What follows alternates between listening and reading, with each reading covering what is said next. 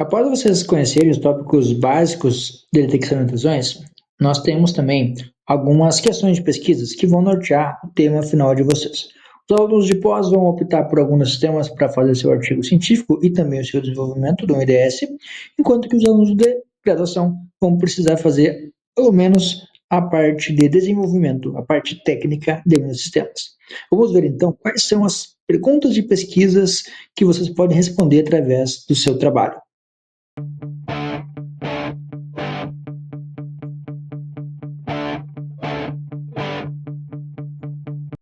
Adianta eu analisar fontes pobres de informação? Aí, né, já dando uma resposta para essa pergunta, quando a gente está falando de IA, né, de machine learning, etc., não é só a quantidade de dados que interessa. O que interessa é mais a qualidade do que a quantidade. Ao contrário, às vezes tem informação demais vai mais confundir do que ajudar. Tá? É claro que, a rigor, se tiver muita informação, eu consigo filtrar qual que é a informação que realmente importa. E é justamente isso que a gente vai estudar nesse ponto aqui. Né? Como é que eu consigo extrair a informação que realmente é útil, né, para tomar uma decisão? Como é que essa seleção de características e extração de características, né? E o que é uma característica? Abrindo parênteses, né? Característica é um dos indicadores que nós conseguimos observar a partir do comportamento de alguém na rede. Por exemplo, endereço de IP. Quando alguém faz uma conexão com o meu servidor web, eu consigo ver que aquela conexão no meu servidor web veio de um IP específico. Legal, esse é um dado que veio daquela tentativa de acesso. Não estou nem falando de ataque ou normal, tá? Independente se é um ataque ou não é, aquela conexão tem um IP. Esse IP é uma das características. Legal. Só que, para nós tomar uma decisão, não adianta olhar só para o IP. Até porque o atacante pode camuflar seu IP, o atacante pode usar um IP legítimo. Então, nós temos que aumentar a quantidade de informação que nós olhamos. Então, por exemplo, tamanho do pacote da mensagem. Isso também, muitas vezes, pode ser associado a alguns tipos de ataque. Alguns tipos específicos de ataque, como ataque de negação de serviço e assim por diante. Tem ataques que são caracterizados por ter pacotes muito pequenos ou muito grandes. E se você olhar o timestamp, né, ou seja, o momento que a mensagem chegou, comparar com o momento da mensagem anterior, você começa a ter uma taxa de pacote por segundo, taxa de bits por segundo. Todas essas informações, esses dados, são características, né, ou features, se nós quisermos usar o termo internacional, né, que é mais usado. E aí tem técnicas específicas para nós entendermos quais são essas features, essas características que são importantes. Vocês vão ver que se o nosso IDS está olhando para um computador, para uma máquina, para um host, eu posso olhar para a memória, para o CPU, para alguns indicadores que eu consigo extrair de um computador. Agora, se esse IDS está analisando informações de uma rede, eu vou ter dados de rede, né? Estatística de pacote e esse tipo de informação. E aí, a partir dessas informações, nós conseguimos fazer a seleção de quais são, de fato, as mais relevantes, né? E também um processo de extração, que muitas vezes passa por um enriquecimento. Por exemplo, se eu pegar o timestamp, né, o carimbo de tempo, né, o momento, o horário de uma mensagem que chegou na rede, pode ser que essa informação não seja tão útil, mas se eu pegar dessa mensagem, da mensagem passada, eu já consigo fazer alguns cálculos simples e ver qual foi a diferença de tempo entre uma mensagem e a outra. Então, quando eu gero uma terceira informação a partir de duas informações coletadas, eu já começo a falar de enriquecimento, de extração de características, tá? Então, esse ponto é um dos pontos que vocês podem escolher para investigar como trabalho final da disciplina. Um outro ponto que nós podemos escolher, né, onde vocês podem escolher, como é que eu consigo ajustar os hiperparâmetros de um IDS? Ou melhor, dos classificadores de um IDS. Vamos devagar, né? O que é hiperparâmetro, o que é classificador? Quando nós falamos de IA, né, a IA é uma coisa muito ampla. A IA serve para classificar, serve para prever, fazer predições, né, tem técnicas de regressão, você pode usar a IA generativa, que tem alta, que é ChatGPT, gerar imagens, enfim, IA é uma coisa muito ampla, tá? Quando nós falamos de classificadores, são algoritmos que têm propósito bem específico dentro da IA, que é classificar. Nós vamos pegar, então, amostras de dados, né? Por exemplo, nós vamos ter lá um conjunto de características associado a uma mensagem ou a um usuário, alguma tentativa de conexão, por exemplo, tá? E a partir daí, nós vamos tomar uma decisão. Opa, isso aqui é um ataque, isso aqui não é, isso aqui é um ataque, isso aqui não é. Isso é classificação, tá?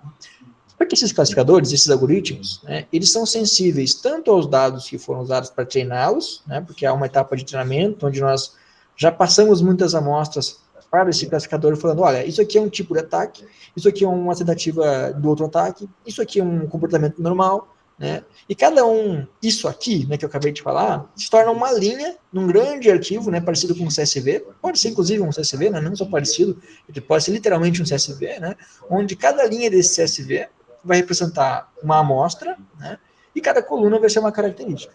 Então é como se nós imaginássemos uma grande tabela no Excel aí, né, onde cada coluna tem uma informação, como por exemplo IP, tamanho do pacote, etc. Né? Geralmente nós temos algumas dezenas ou até mais de uma centena, né, de features, né, de informações, e algumas milhares ou até milhões de linhas, onde cada linha representa ou uma tentativa de ataque ou uma tentativa normal, né, uma tentativa de comportamento que não é ataque. Nem a tentativa, né, enfim, um registro, um log, né, de uma ação legítima, uma ação cotidiana, normal, típica de um usuário que não está atacando. Tá? Uma vez que nós passamos esse punhadão de informação para um classificador, ele vai usar esse monte de informação que ele tem para fazer alguns modelos, para criar, por exemplo, uma árvore de decisão, se ele for um algoritmo baseado em árvore de decisão, ou para criar modelos de distância, se ele for um algoritmo baseado em distância. Enfim, tem N técnicas estatísticas que podem ser usadas para criar modelos. Tá? O modelo é basicamente uma forma dele desenhar ou dele mapear todo aquele conhecimento que ele tem para ele entender, opa, então todo pacote maior que 1 mega, né, exagerando, não existe pacote de 1 mega, todo pacote maior que 1 mega, ele é um ataque. Ou esse todo, né, são basicamente algumas, de certa forma, regras, ou de certa forma, estratégias que ele começa a aprender sobre aqueles tráfegos, para que quando venham novos pacotes que ele não tem um rótulo, ou seja, ele não sabe se é ataque ou não é, ele consiga ver, opa, esse pacote que tem esse tamanho, que chegou com um intervalo entre a última mensagem, né, de meio segundo e não sei o que, não sei o que, não sei o que, ou seja, ele olha todas as features que tem dados, ele consegue aproximar aquele padrão, aquele registro, né, daqueles registros que ele já conhecia. E aí ele começa a fazer correlações. Opa, toda vez que isso aconteceu, era um ataque. Então, eu vou dizer, né, vou classificar essa tentativa aqui, né, como um ataque.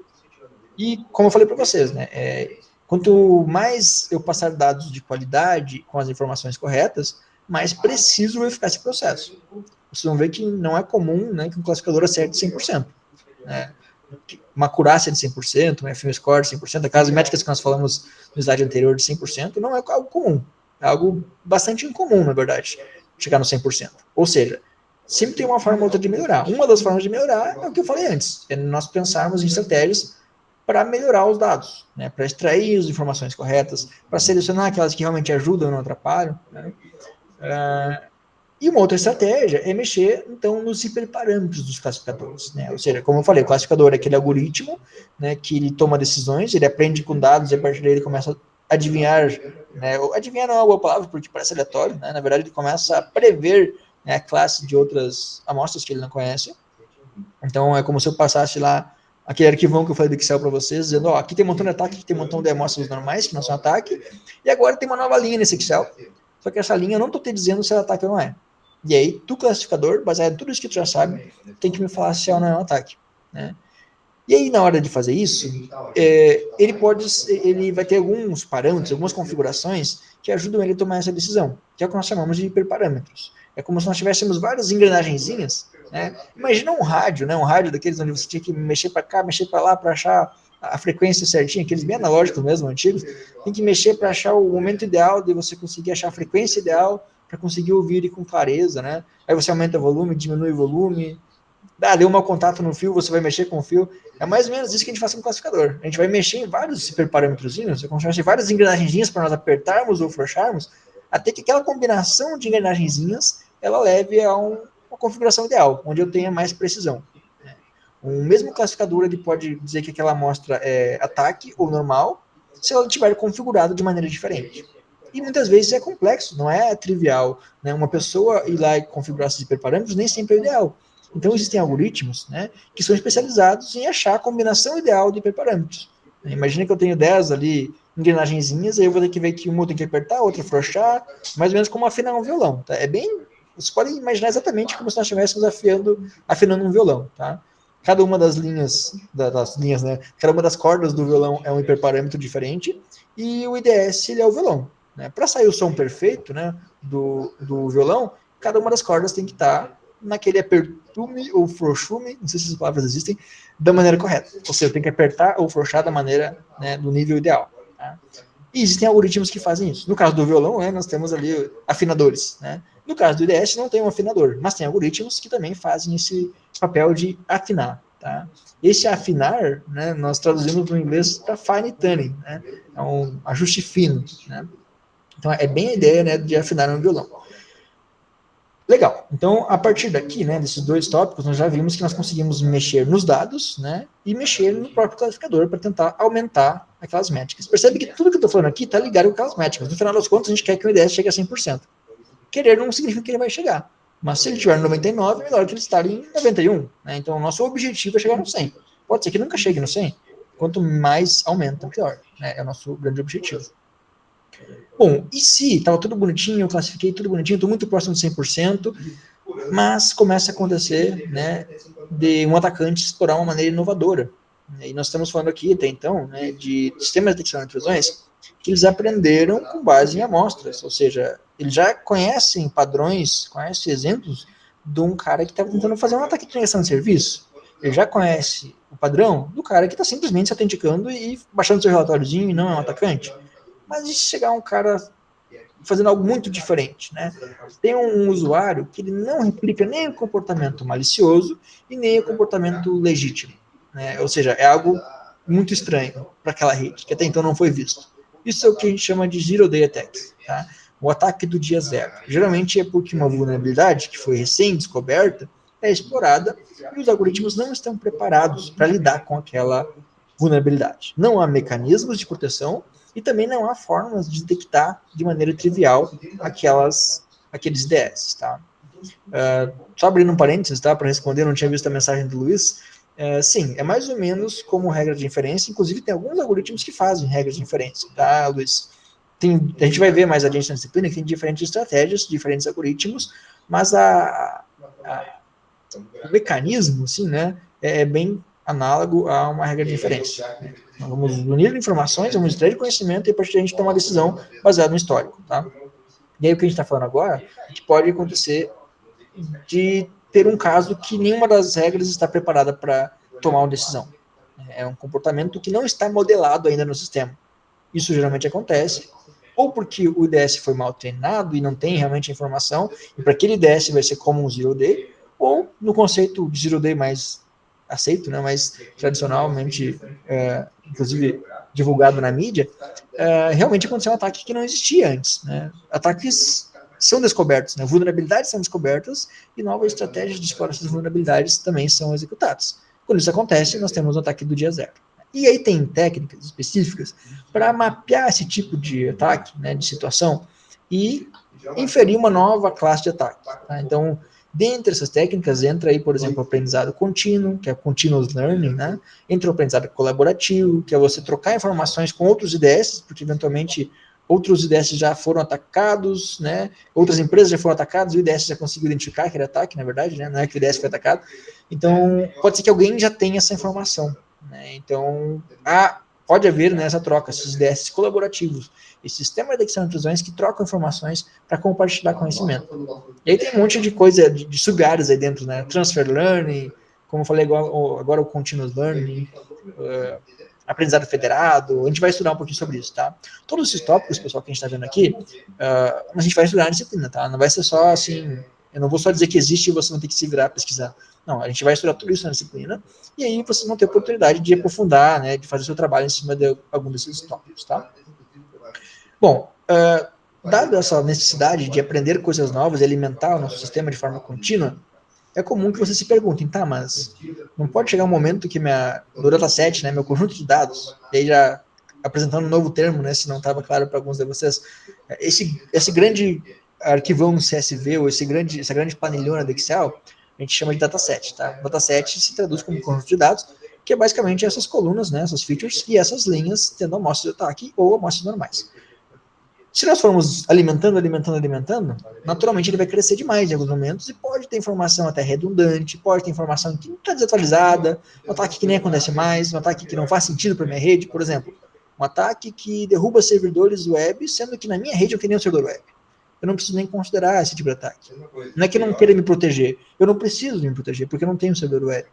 Então, por exemplo, é o caso onde entra o aprendizado de máquina, na verdade, o desaprendizado da máquina, né? É um termo até um pouco novo, para mim é um termo novo, assim, surgiu recentemente, dentro do meu radar aí de tópicos dentro de DS. É a segunda edição da disciplina que abrange esse tema, né? As duas primeiras não tinham ainda esse tópico, né, de desaprendizado, mas justamente o momento onde você tem que perceber que, cara, esse dado precisa ser esquecido. E o legal é que eu não vou perder performance porque ele esqueceu um dado. Ao contrário, eu vou melhorar a performance. Então pode ser que eu esteja eliminando linhas do meu arquivo que estavam confundindo o meu modelo. Lembra que lá em cima eu falei que nós tínhamos que fazer isso com a seleção de features, né? Que informação demais, né? Ou seja, características demais atrapalham, né? Por exemplo, imagine que o endereço IP está sendo usado por um atacante para simular um ataque. Desculpa, ele está para simular, por um atacante para simular um usuário legítimo ao fazer o ataque, tá? Então, cara, o DCP não é uma informação confiável, ele mais atrapalha do que ajuda. Ele está parecendo que é um tráfego legítimo porque vem de um usuário legítimo. O que eu posso fazer? Não usar mais endereço de IP. Isso é a seleção de features, né? Lá em cima, a seleção de características que nós já falamos. Então, nós estamos reduzindo as colunas lá em cima, tá? Ou aumentando, enfim, estamos mexendo no tamanho das features, tá? Nas colunas exclusivamente.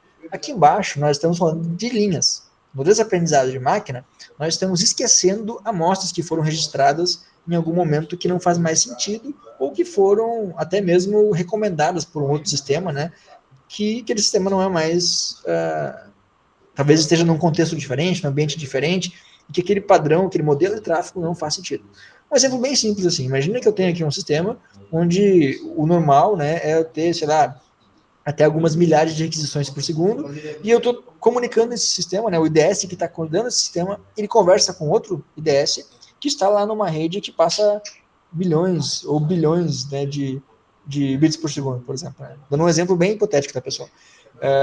Se aquele outro IDS me passar uma mensagem dizendo, não, é normal ter tráfego de milhões e bilhões, aquela amostra, né, de olha, isso aqui é uma amostra normal, bilhões é tudo bem, ela não é compatível com o meu sistema aqui, né, com a minha rede, com o meu ambiente. Então, faz mais sentido eu descartar, eu esquecer que aquilo ali é uma coisa normal, eu nem registrar aquilo, do que eu aprender, não, isso aqui é tudo bem, é normal. Né? Porque na minha rede, que meus usuários não fazem esse tipo de comportamento, não é normal.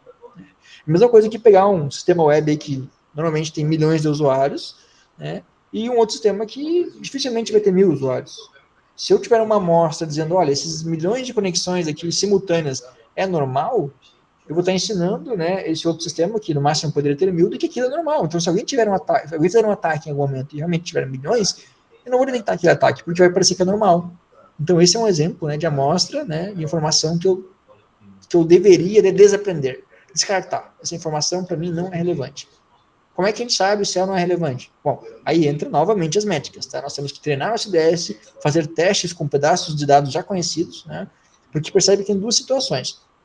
Tem uma etapa onde nós estamos treinando o nosso classificador, estamos passando novos dados, e uma etapa onde nós estamos fazendo a predição. Estamos verificando se ele aprendeu de forma correta.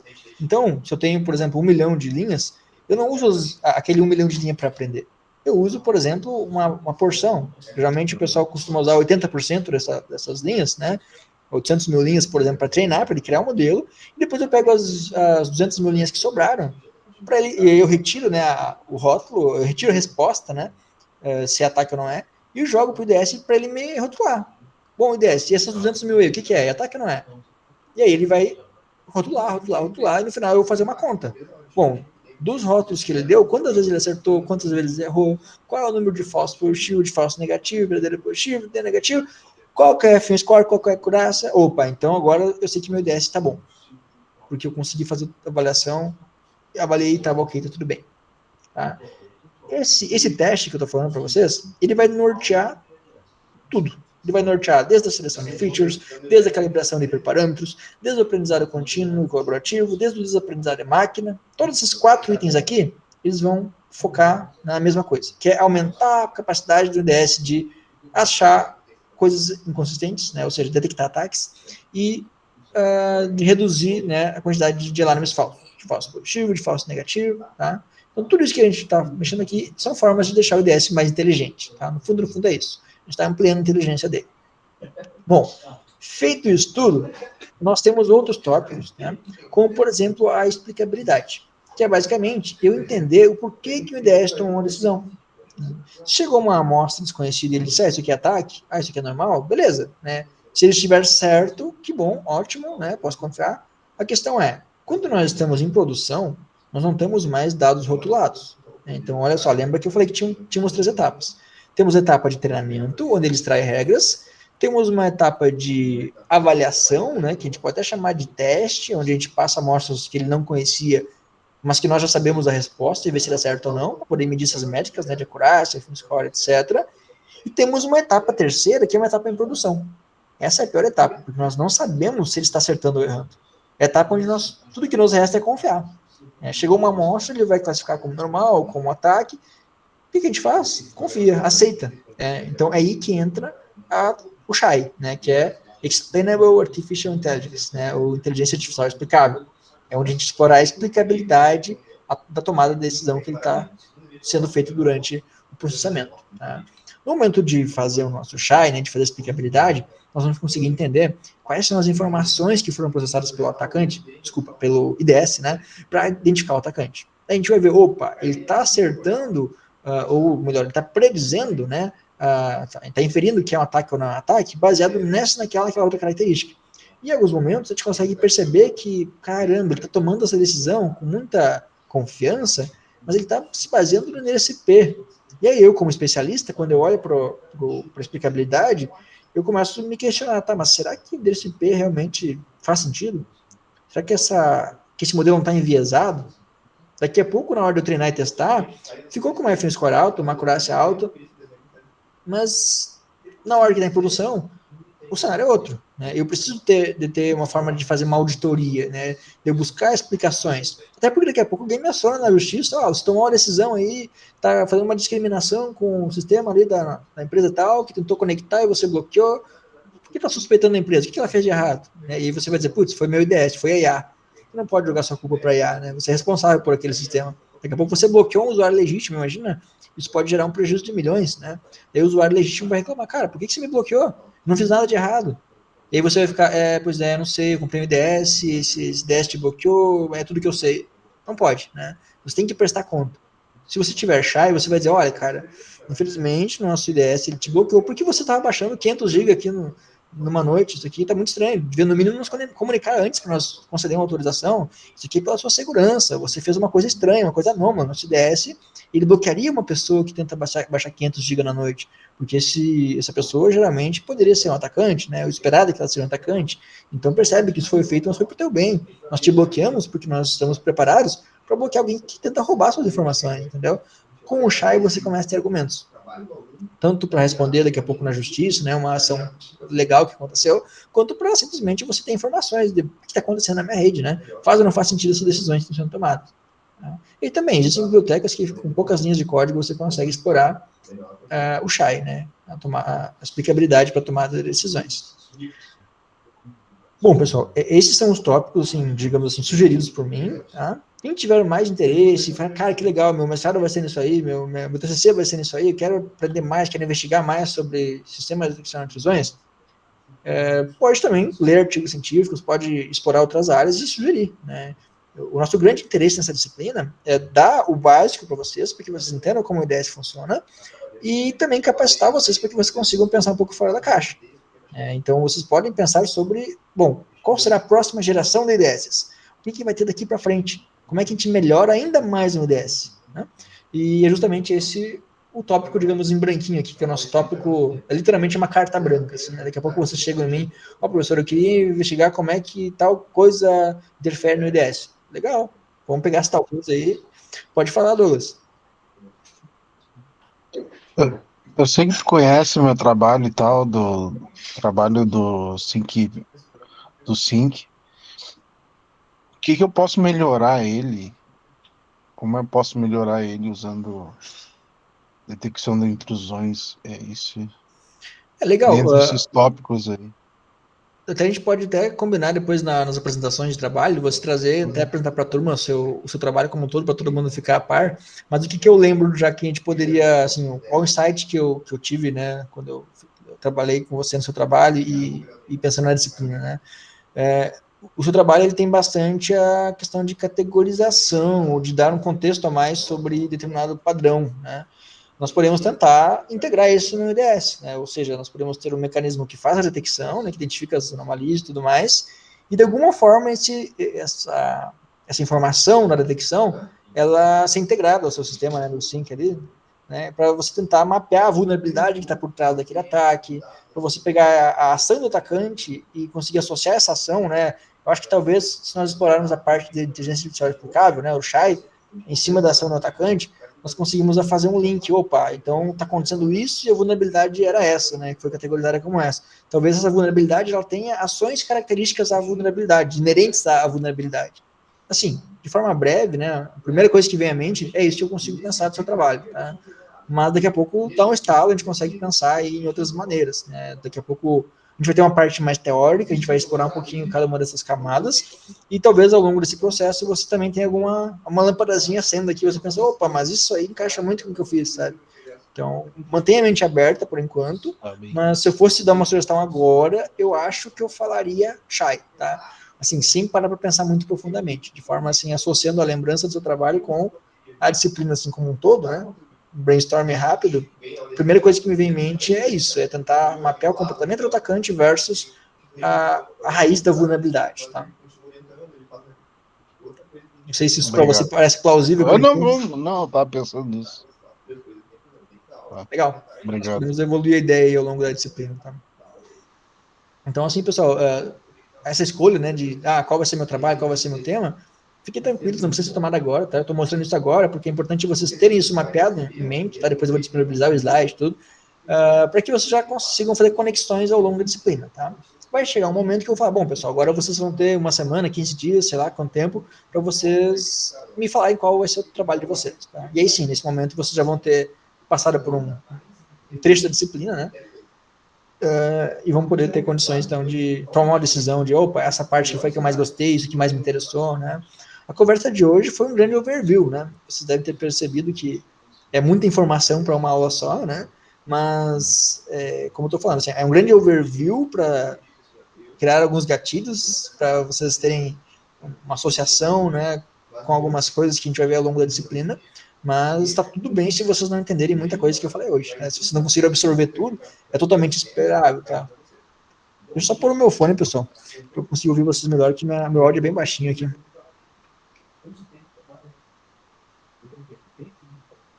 Pode falar, Murilo.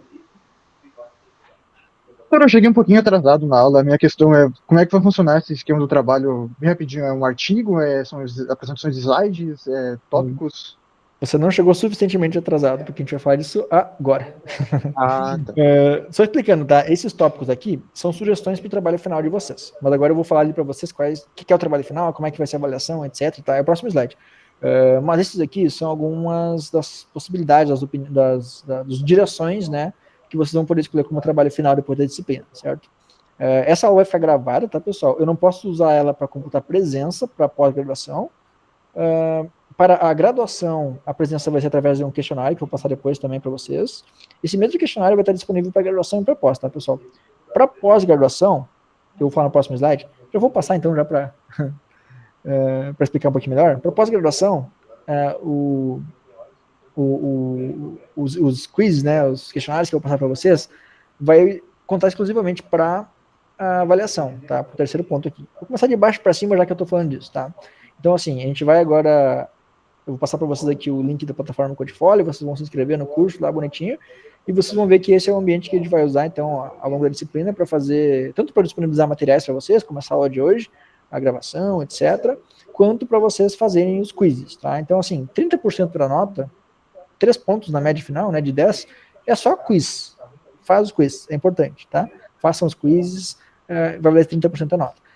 Um quiz não vai ser avaliativo, tá? Pelo menos um. Pode ser que tenha outros, depois que eu avise que também não vão ser, mas pelo menos um, que é o primeiro quiz, que é a avaliação diagnóstica, que é para eu saber, bom, dado tudo isso que eu tô falando aqui, né, qual novidade é para cada um de vocês. Daqui a pouco eu descubro que tem 20 pessoas aqui que já fez um montão de DS e tá quase dormindo na minha aula. Ou daqui a pouco eu descubro que tem 27 pessoas, né, tirando eu, que nunca ouviram falar de CHAI, nunca ouvi falar de hiperparâmetros.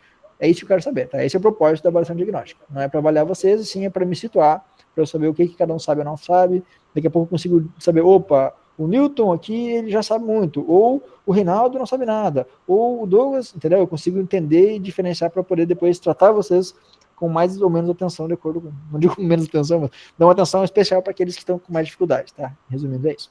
Bom, como é que vai ser então a avaliação? Tanto para graduação quanto para pós, 30% das notas vão ser esses quizzes, tá? Eu desempenho vocês nesses quizzes. Para graduação, com a aula EAD, vocês não têm a obrigação de estarem assistindo isso aqui de forma síncrona, como vocês estão agora. Para graduação, então, a chamada vai ser vocês fazerem esses quizzes, tá? Então, vocês precisam fazer 75% dos quizzes para vocês serem aprovados, tá? Em termos de frequência. Para pós-graduação, a presença não pode ser contabilizada de forma EAD. Para pós-graduação, a presença é estar online nessa chamada, tá? Então, vocês vão ver que o próprio Meet, ele já me dá o nome ali da hora, o nome e a hora de cada um quando entrou, quando saiu, né? Então, vocês precisam estar presentes 75% do tempo, tá? Do início ao fim do semestre. Vocês precisam estar 75% do tempo presentes. Cuidem ao chegar muito atrasado ou muito antes. Eu não vou dar falta, mas a presença, ela é proporcional ao tempo total, né? Se nós tivermos 60 horas de disciplina, vocês precisam estar 45 horas presentes de forma síncrona, tá? Para pós-graduação. Para graduação, vocês precisam cumprir 75% dos quizzes, tá? Essa é a presença, tá, pessoal? Os 3 pontos valem para os 2. Agora, indo para o primeiro item aqui, nós vamos ter 2 apresentações, tá? Nós vamos combinar os detalhes dessas apresentações ao longo das próximas aulas, tá? Algumas apresentações, especialmente para pós, vão ser presenciais não, desculpa, vão ser síncronas, tá? A parte do presencial ou não nós vamos discutir depois, mas como a pós não pode gravar, né? A ideia é que para pós seja, nós usamos a própria aula para fazer a apresentação, mas para graduação vai ser facultado vocês gravarem um vídeo apresentando ou usar esse horário para também apresentar, tá? O pessoal da graduação pode optar por gravar ou não, né? Ou seja, fazer síncrono online, como nós estamos agora, ou é num projetinho do outro, ou então gravar, tá? Vai ter essa possibilidade de escolha para graduação. Para pós-graduação é sempre síncrono, tá? Se nós tivermos que, de fato, fazer aquela aula presencial, eu já estou pensando, né, em fazer essa apresentação de forma presencial lá no final do semestre, tá? Então, assim, o que vocês podem saber até então, né, que não vai mudar, é que uma das apresentações vai ser lá no final do semestre, para todos, tá? Seja para graduação ou para pós. Vai ser o trabalho final, e aí agora eu já vou falar do trabalho de baixo, trabalho prático, tá? A apresentação, uma delas, tá, vai ser bem no final da disciplina, e ela vai ser basicamente vocês mostrarem para a turma o trabalho final de vocês, tá? Então, é um montão de avaliação. Não, fiquem tranquilos. Uma das apresentações é bem leve, vocês vão ver em breve, né, sobre alguns tópicos que eu vou passar para vocês. Vou combinar os detalhes nas próximas aulas. E a outra apresentação é lá no finalzão, tá? Essa apresentação número 2, ela é a apresentação do trabalho prático final de vocês, tá? O que é o trabalho prático final de vocês? Aí que entra uma diferença de avaliação que eu falei lá no início da aula, né? Foi bom, após a graduação tem uma pequena diferença, né? Tem 2, uma é isso que eu acabei de falar, né? Do híbrido versus EAD, tá? Mas a segunda em termos de avaliação.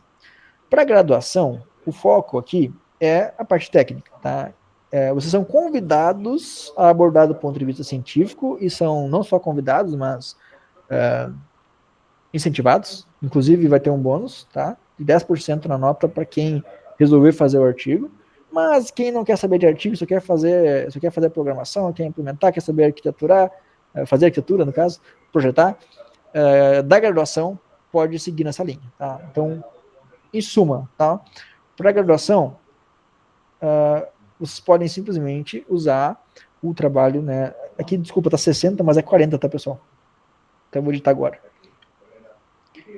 40% da nota. Aqui. Tá. Então, pessoal, corrigindo agora, tá? 40% das notas de apresentações, 30% é portfólio, fecha 70%, tá errado de novo.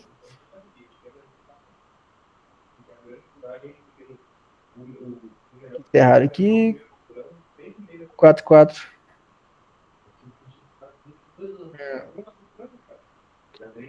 Vou acertar esse erro aqui já nas apresentações. 30, 40, 30. Agora sim. Bom, retificando em tempo real, bom que fica gravado e não gera confusões depois. Apresentações, 30% da nota. Cada uma vale 15, tá?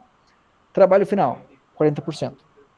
A segunda apresentação, ela é referente ao trabalho final, tá? 15% então é a apresentação do trabalho final e outros 40% é o trabalho em si, tá? Então esse trabalho em si, ele pode ser feito de duas maneiras. Para a graduação, pode ser apenas a implementação do IDS, ou seja, eu vou avaliar o código, o trabalho rodando de vocês e a apresentação, né? Então pode valer 40% para a graduação, enquanto que para pós-graduação vai ser metade desses 40% a implementação e metade a escrita de um artigo no formato científico, tá? Aqueles da graduação que desejarem fazer o artigo científico, eles podem ganhar 10% a mais de bônus, tá? Ou seja, a nota não vai passar de 10 no final, mas esses 40% aqui, eles vão virar 50%. Então, se vocês não gabaritaram o resto, né, vocês ainda têm chance de tirar 10 na disciplina, porque vai ter 10% de bônus para quem quiser fazer o artigo da graduação, tá? Ficou claro ou está confuso, pessoal? Todo mundo entendeu? Graduação pode fazer só a implementação. Se quiser fazer o artigo, ganha 10%. A pós-graduação, como é uma pós-graduação, vai fazer a implementação e também o artigo.